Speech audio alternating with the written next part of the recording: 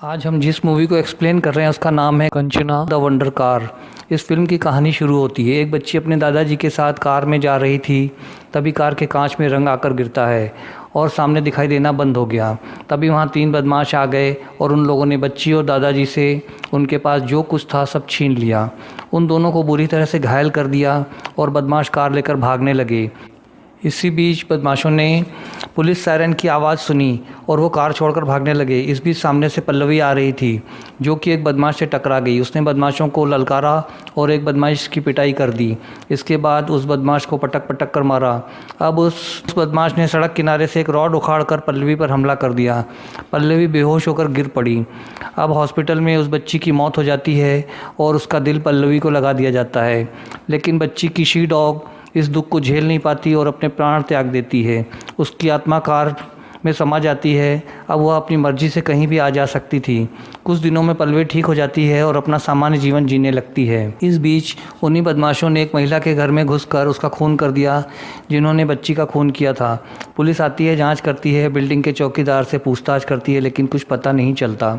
पल्लवी के पिता उसकी शादी करवाना चाहते हैं लेकिन वह इसके लिए तैयार नहीं है। इस कारण पिता और बेटी में काफ़ी बहस होती है। फिर उसके पिता कहते हैं चलो गाँव चलकर कुल देवी के दर्शन कराते हैं। इसके लिए पल्लवी तैयार हो जाती है।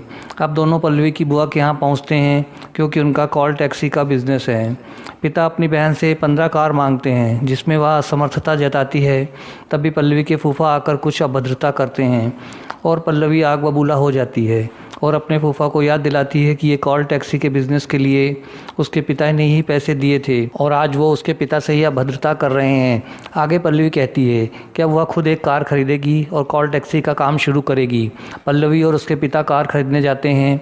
वो एक पुरानी कार खरीद लाते हैं और अपने घर के सामने खड़ी कर देते हैं। आधी रात को पल्लवी और उसके पिता सो रहे हैं और कुत्तों के भौंकने और बिल्ली के रोने की आवाज़ आती है। तभी कार अचानक स्टार्ट हो जाती है और पल्लवी की नींद खुल जाती है और वह बाहर जाकर देखती है और उसको कार में चाबी लगी दिखती है। वह चाबी निकाल लाती है।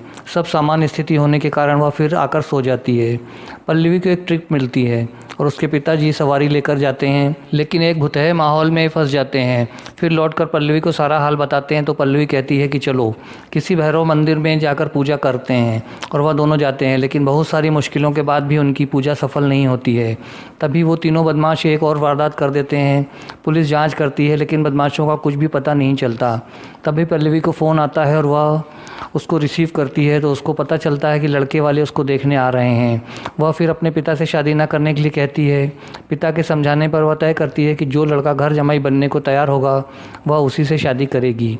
ये लड़का वही पुलिस वाला है जो उन 3 बदमाशों को तलाश रहा है। वो आते ही पल्लवी को बंदरिया कह देता है और पल्लवी उसको डांट कर भगा देती है। वह लड़का उसको घूरते हुए चला जाता है। अब पल्लवी को एक 20 दिन की 50,000 में एक ट्रिप मिलती है लेकिन इस बार पल्लवी ने ड्राइवर रख लिया है। लेकिन गाड़ी की चाबी नहीं मिल रही है। पल्लवी मैकेनिक को बुलाती है। वो आकर सिक्के से गाड़ी को स्टार्ट कर देता है और ड्राइवर सवारी को लेकर ट्रिप पर निकल जाता है। तभी एक साइकिल वाले को बचाने के चक्कर में गाड़ी एक खड़े बुलडोज़र से टकरा जाती है। ड्राइवर पल्लवी को इसकी सूचना दे देता है। पल्लवी जाती है और देखती है कि एक्सीडेंट तो हुआ है लेकिन गाड़ी को कोई नुकसान नहीं हुआ है। पल्लवी गाड़ी लेकर निकलती है। तभी गाड़ी अपने आप कंट्रोल होने लगती है और एक साइकिल वाले को टक्कर मार देती है। ये उन 3 बदमाशों में से एक है। वह जान बचाकर भागता है। तभी कुत्ते की आत्मा दिखाई देती है और उस बदमाश का पीछा करके उसे मार डालती है। खून के छींटे कार पर आ जाते हैं। पल्लवी कार छोड़कर घर भाग जाती है लेकिन आधी रात को कार वापस घर पहुंचकर अपनी जगह खड़ी हो जाती है और खून के छींटे भी अपने आप साफ़ हो जाते हैं। पल्लवी और उसके पिता तांत्रिक बुढ़िया के पास जाते हैं। वो उनको 1 रुपये का सिक्का कार में छुपाने को देती है और कार की पूरी कहानी बताती है। कहती है कि कुत्ते की आत्मा काम होने के बाद चली जाएगी। एक दिन कार पल्लवी को बच्ची के दादाजी के पास ले जाती है जहां उसको बच्ची और कंचना की कहानी मालूम होती है। पुलिस को सीसीटीवी फुटेज से कोई सहायता नहीं मिल रही है। उसके पास 2 सबूत हैं, गाड़ी के रेडिएटर का ढक्कन और कार के टायर के निशान। पुलिस को आरटीओ से पल्लवी के घर का पता चल जाता है। पुलिस पूछताछ के लिए आधी रात को उसको पकड़ ले जाती है लेकिन ठोस सबूत के अभाव में छोड़ना पड़ता है।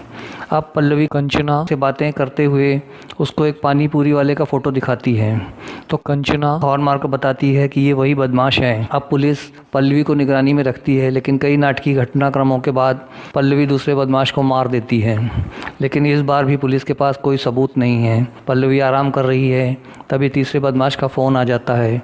उसने पल्लवी के पिता को किडनैप कर लिया है। पल्लवी अपने पिता को छुड़ाने जाती है और उसका पीछा पुलिस कर रही है, लेकिन बदमाश उसके पिता के गर्दन पर चाकू रखकर कार की चाबी ले लेता है, जिससे कंचना इनएक्टिव हो जाती है।